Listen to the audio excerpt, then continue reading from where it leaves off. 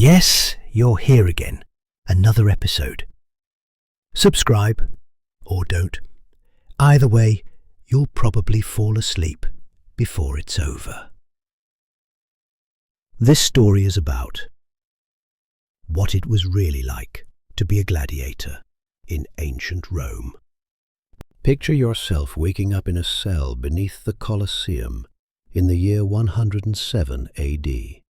You are Marcus, not Marcus Aurelius the Emperor, but Marcus the Thracian, a gladiator whose life expectancy, according to recent analysis of gladiator graveyards, is approximately 2 to 3 years from the moment he first stepped into the arena.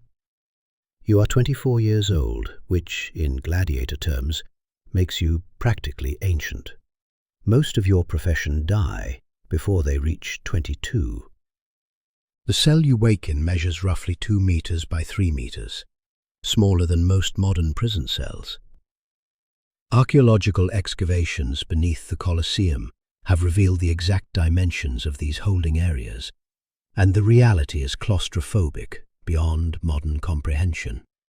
You share this space with another gladiator, a net fighter called Lucius, whose left shoulder bears the puckered scar of a trident wound that nearly killed him 6 months ago. The smell hits you before you're fully conscious. Human waste, sweat, fear, and a metallic tang of old blood that never quite washes out of stone walls. There's no running water here, no bathroom facilities as we understand them, just a bucket in the corner that gets emptied once a day if you're fortunate, and the constant, overwhelming odor of dozens of men living in conditions that would horrify modern prison reformers. But perhaps most disturbing of all is the silence. Not the peaceful quiet of a countryside morning, but the oppressive silence of men who know that today might be their last day alive.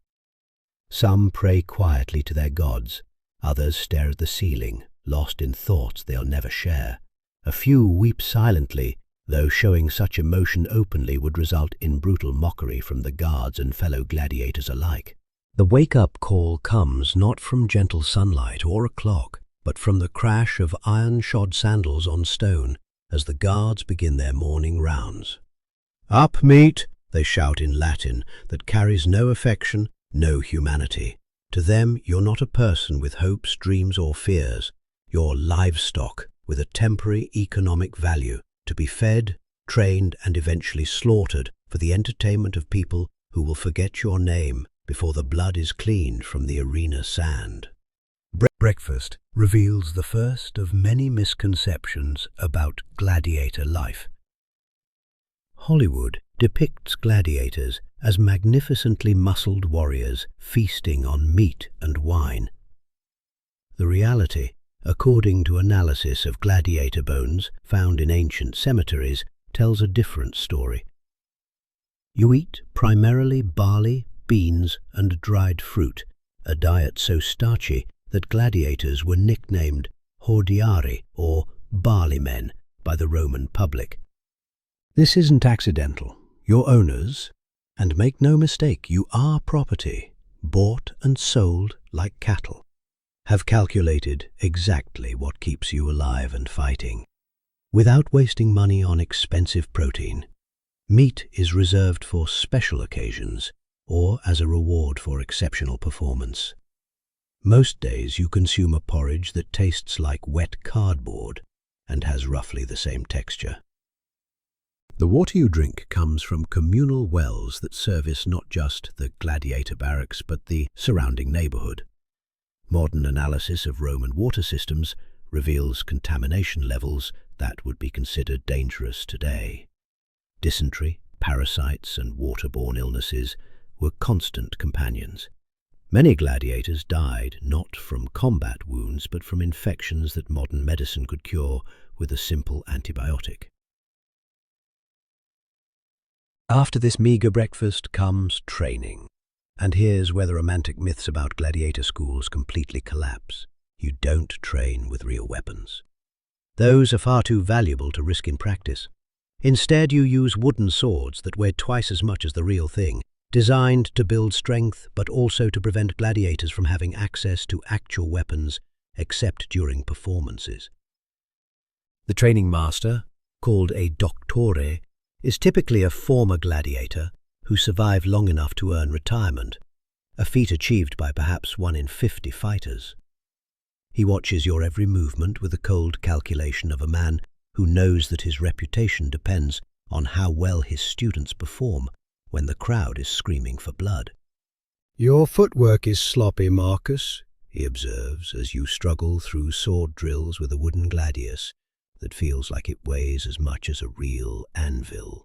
"In the arena, sloppy footwork means you trip over your own intestines." He demonstrates the correct stance with movements that are still fluid despite the deep scars that cover his arms and torso, like a roadmap of violence survived. The physical demands would challenge modern athletes.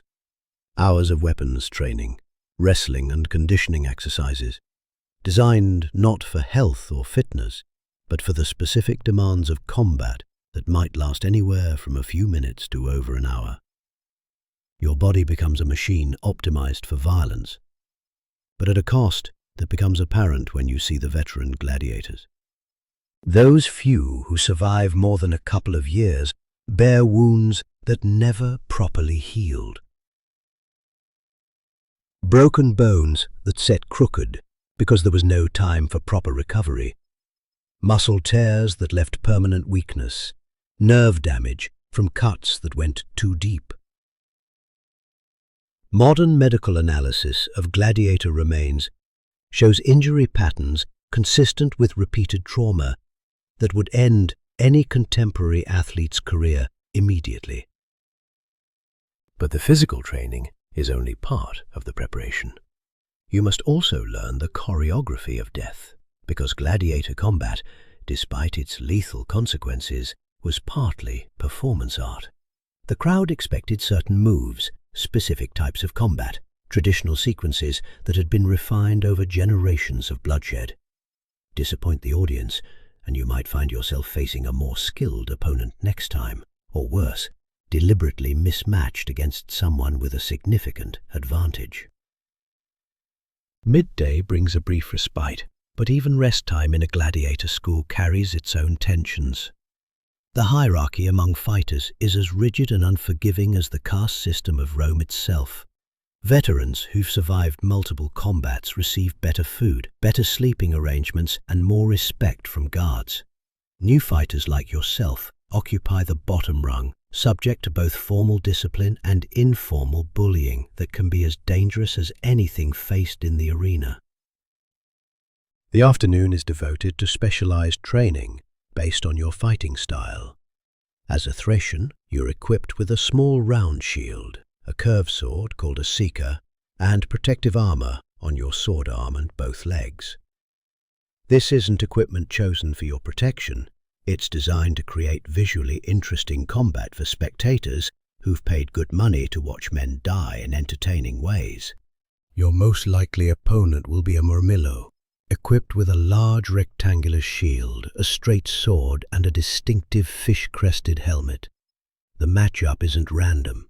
It's based on generations of experimentation to determine which combinations of fighters produce the most exciting combat.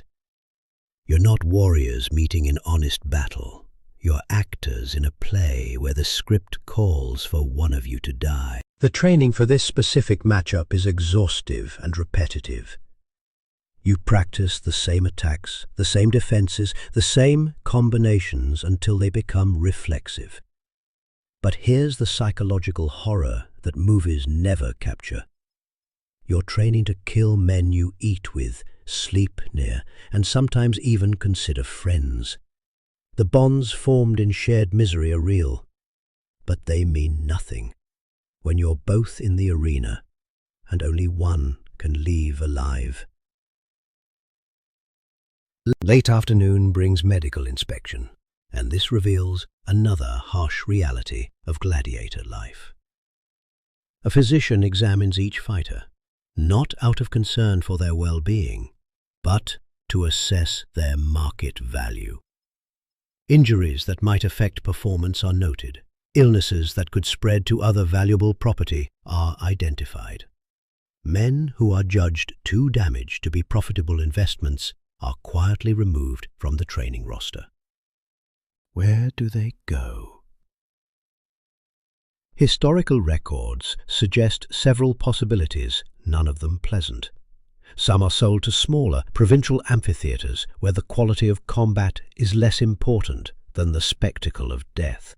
Others are assigned to beast hunts where they face wild animals with minimal weapons and no realistic chance of survival. The luckiest might be put to work in the gladiator school's support operations, cleaning, cooking, maintaining equipment, until they recover or die of their injuries. The evening meal is slightly larger than breakfast, but no more appetizing.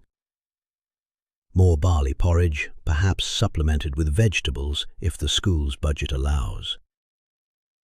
Wine is occasionally provided, but it's heavily watered and of poor quality, just enough alcohol to dull the edge of fear without affecting next day's performance. As darkness falls over Rome, you're returned to your cell for the night. But sleep doesn't come easily when you know that tomorrow might bring the summons to the arena. Gladiatorial games weren't held every day, but they were frequent enough that the threat was constant.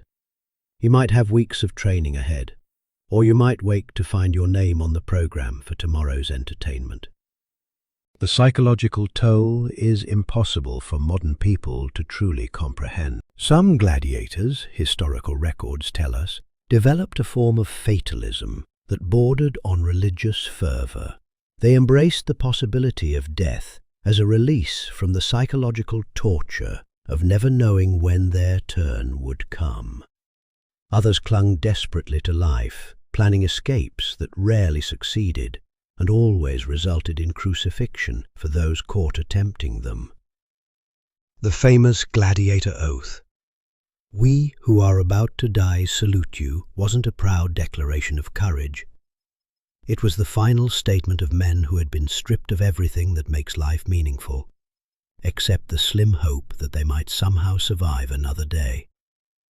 Archaeological evidence suggests that many gladiators suffered from what modern psychology would recognize as severe depression and anxiety disorders. But perhaps the most psychologically damaging aspect of gladiator life was the cheering. When you fought, thousands of Romans screamed their approval not for your skill or courage, but for your willingness to die for their entertainment.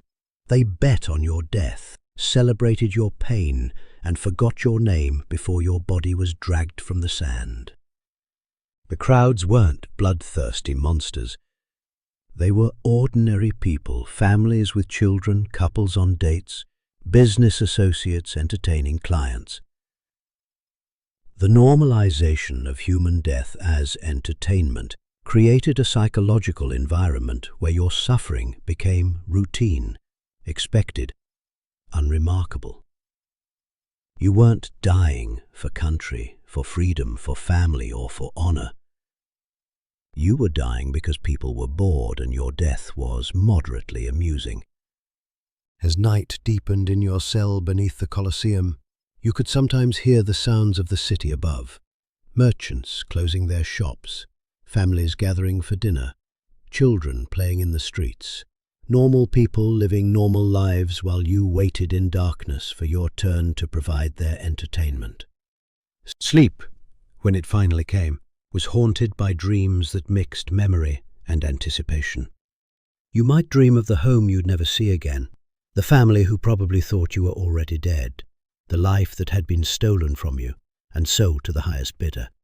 Or you might dream of tomorrow's possible combat, running through scenarios where you survived, where you died, where you killed men who didn't deserve to die any more than you did. But sometimes, in the deepest part of the night, when exhaustion finally overcame fear, there came a different kind of peace. Not the peace of acceptance or resignation, but the quiet understanding that you had endured another day in circumstances that would have broken most people immediately. You had maintained your humanity in a system designed to strip it away.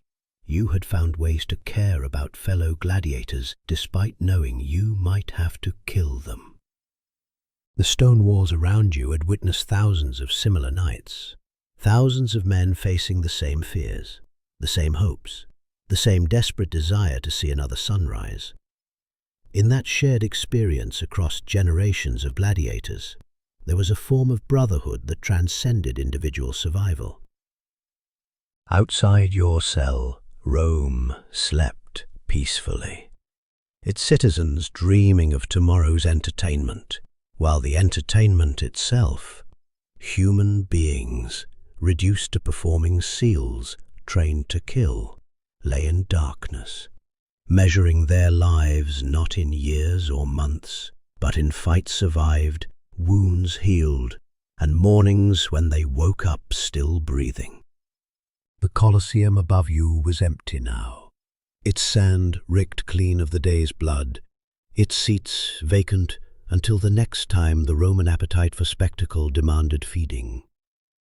In a few hours, the sun would rise on another day of training, another day of preparation for combat that served no purpose except to provide a few hours of distraction for people who had never risked anything more dangerous than a bad meal.